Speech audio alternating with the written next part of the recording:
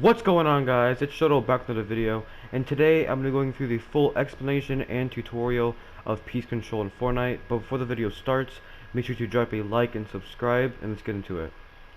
Alright guys, I'm going to be breaking this video into four subparts. What is piece control, how it affects your gameplay, examples of piece control, and how to practice. So let's get into it.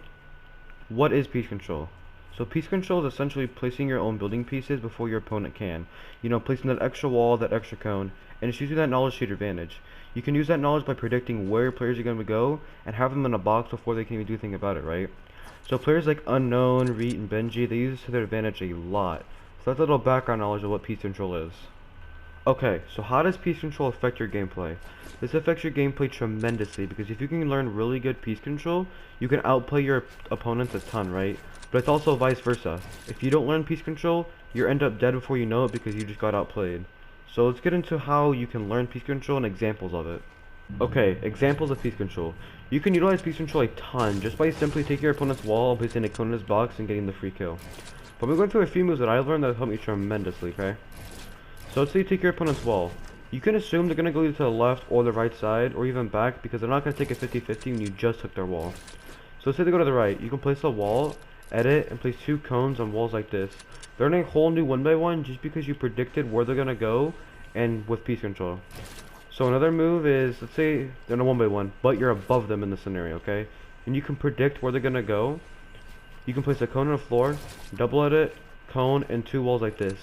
80% of the time I do this move, it's an opponent running out of a box and they're trying to get somewhere else, and they run into the wall, and by the time they turn around to see where you're at, they're already dead just because you already know where they're at. And this move I'm going to do is a little bit more specific, but it's still really good. Let's say you're 1x1 and your opponent's above you trying to get your cone, right? You can double edit, place a wall, edit, and cone, and you can get an easy shot on them. Let's even switch it up a bit, okay? Let's see he tries to get out. You can go edit out, do this, and look, they're in a whole new 1x1 just by the same move that you learned. So all these moves are really good. Like all the moves in piece control, they vary a ton just by different people using, different scenarios. So those are basically the moves I learned. But you can learn a whole new bunch of moves just by watching people like Clicks, Unknown, Benji, Reet, Now you may ask yourself, how can I practice piece control? Well, there's a map called the piece control freebow map. It's right here. Here's the code on screen. It's such a good map. When I started using this, it just helps a ton. I'm gonna get into it and show you what it's about. Alright, so this is the map. It's just like a bunch of like random building pieces everywhere. So basically what you do is you just basically free build through it, right?